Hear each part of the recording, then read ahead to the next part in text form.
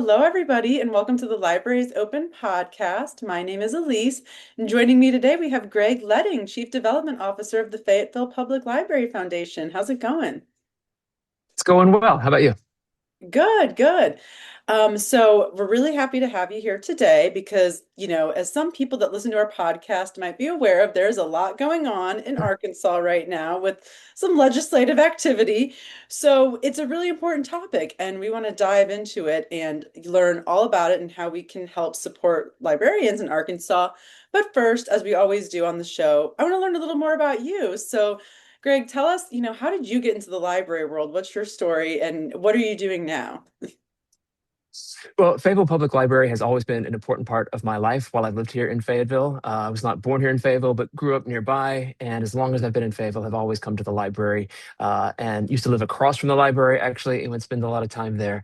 And so when an opportunity came along to join the Library Foundation and support Fayetteville Public Library's work, it was something that really called to me. So I went for it, and here I am. That's fabulous. I have to say, are you at the main branch right now? It's a beautiful background.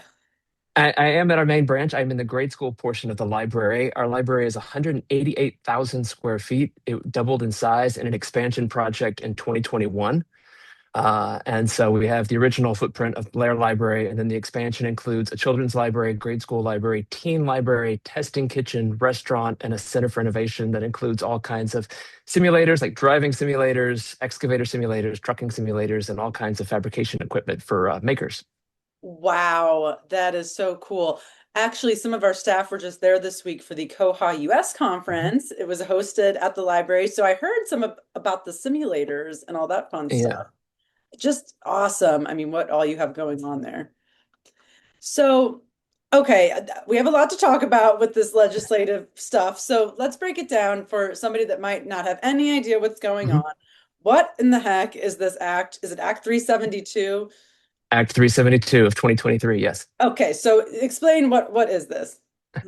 So back in 2023, the Arkansas legislature passed Act 372, and what it essentially boils down to is a law to dictate which books public libraries, school libraries, even independent bookshops can have on their shelves. And it also could allow for the possibility that a bookstore staff member or a librarian at a library could be charged with providing content that this law considers harmful to minors.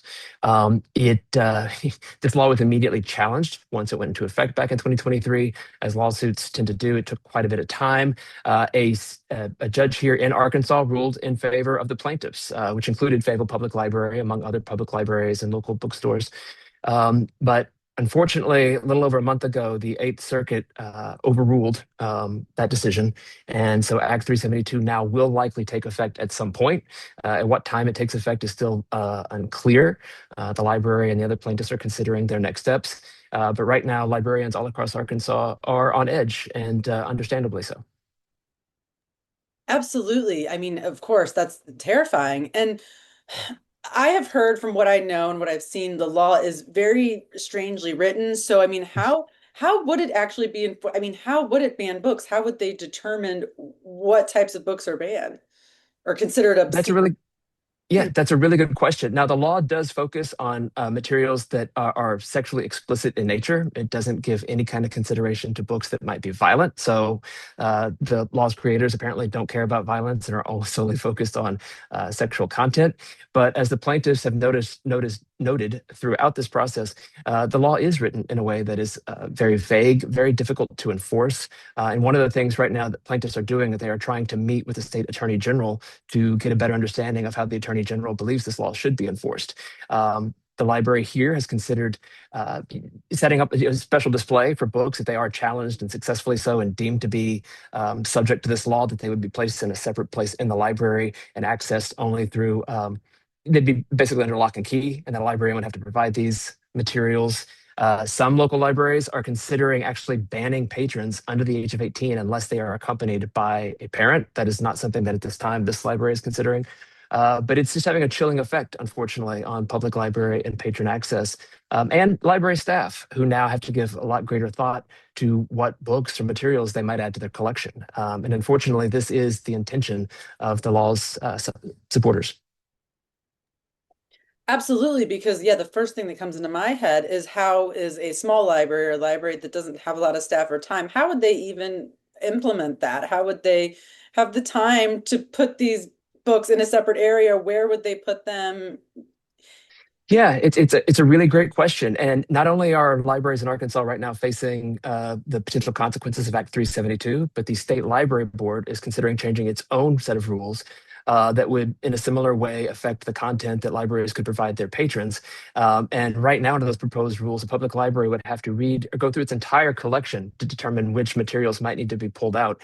We have nearly 500,000 items here at Fayetteville Public Library. How long would it take staff to go through every single item in the collection?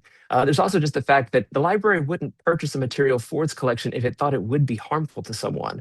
So just the idea that staff would go through and identify something is just it's all really kind of laughable, and it just speaks to the lack of thought that the bill sponsors gave when they set out to create this law. They had a goal in mind: protect children, which is something everybody should want to do, but restricting access and harming First Amendment rights, and doing so through a law that is incredibly cumbersome and potentially unenforceable is just it's really disappointing.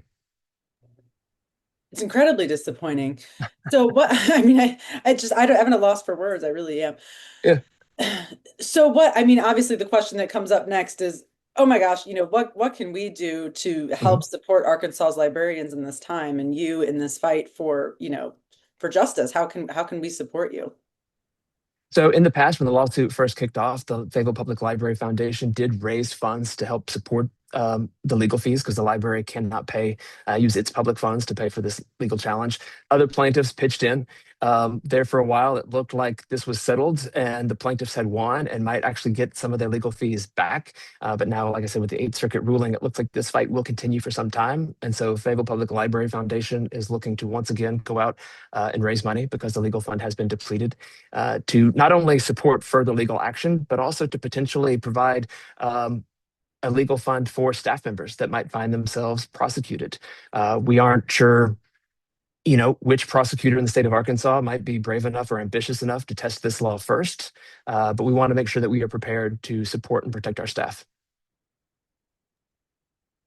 That's another, I mean, again, when you talk about the terrifying implications of this law, when you think about being arrested for being a librarian or and now it's booksellers too, right? Because it is, Right. but yeah, it just gives me chills. It's Yes. awful. Well, It's really awful. And I do believe Arkansas was the first state, and maybe still the only state. I'm not sure about that, but I do believe we were the first state to pass such a law.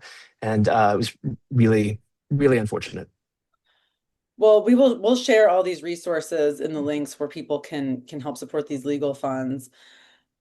Again, I'm hoping that this all goes away and it doesn't, but I know it's going to be a long fight. Do you anticipate a Right. timeline now that this has been, it is moving for, I mean, do you see a timeline or do you think it's going to be a really lengthy process continuing?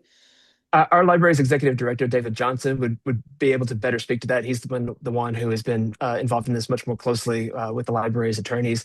We do anticipate that whatever course the plaintiffs take, it could be anywhere from several more months to a couple more years. It is possible that the Eighth Circuit decides to kick this back down to the judge here in Arkansas who originally ruled the law unconstitutional or portions of the law unconstitutional, and that judge may decide to hold an entirely new trial. There's a number of paths, more than I would have thought, available to the plaintiffs right now. And so until they set a course, it's really kind of hard to say how much longer this might go on. But in the meantime, that creates a lot of uncertainty for library staff because the law, while not technically in effect just yet, we don't have a date certain as to when it might go into effect. And so things are understandably stressful for library staff. And has administration done anything to help assure library staff that they're supportive of them throughout this whole Oh, process? absolutely. I mean, our executive director, again, David Johnson, is reassuring staff that the library will do everything it can to protect staff. He's constantly reminding them, too, that it's like this law isn't here because any of us did anything wrong. This law is here because of people who don't support public libraries or free access to information and knowledge. And so the library will continue to pursue its mission, which is to strengthen our community and empower its citizens through free and public access to knowledge while also doing what it can to comply with at least the letter of the law.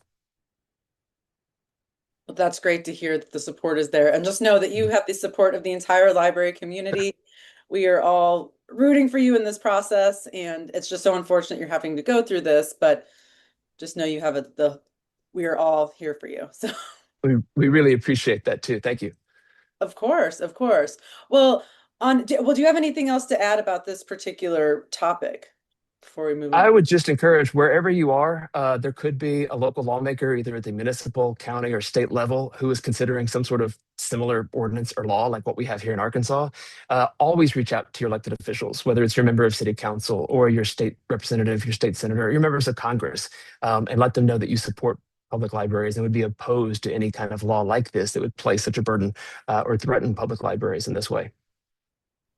Absolutely. That is great advice. Well, I kind of want to segue to a little fun thing that we do.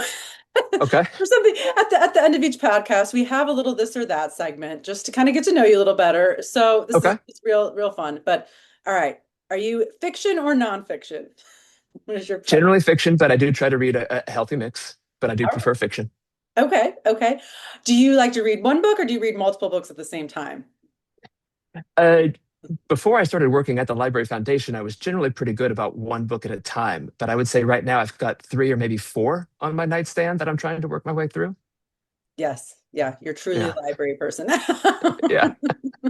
All right. Do you tend to go for audiobooks or ebooks or none? Are you just print only? I still like, no judgment, but I still prefer a physical book.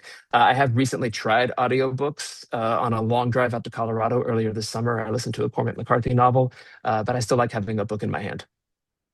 I agree. I feel that. And then, okay, last question. Bookmark. Do you prefer bookmark or are you a dog ear person? I'm not opposed to dog earing. I don't personally do it, but I also don't like keeping up with the bookmarks. So I generally just try to remember the page number that I leave off on, or sometimes I am guilty of just leaving the book spread open to the page and picking it up that way. I actually do that too because I'm the same way. Sometimes I don't like to keep track of the bookmarks, but I'll just kind of leave it open wherever and Yeah, and if you end at the end of a chapter, it's generally kind of easy to remember where you picked up. You don't even yeah. necessarily have to remember the page number. You can just remember the chapter number. Yeah. Yeah. All right. I respect that answer. All right. Well, Greg, thank you so much for being here today and helping, break down what this act is, what it means, the implications for Arkansas's librarians, and how we can help. We'll share all the relevant links in the chat so people can go and support. And thank you again so much for taking the time to be here. Oh, thank you for the opportunity. I really appreciate it, and I really appreciate the support. All right. Well, have a great day. You too.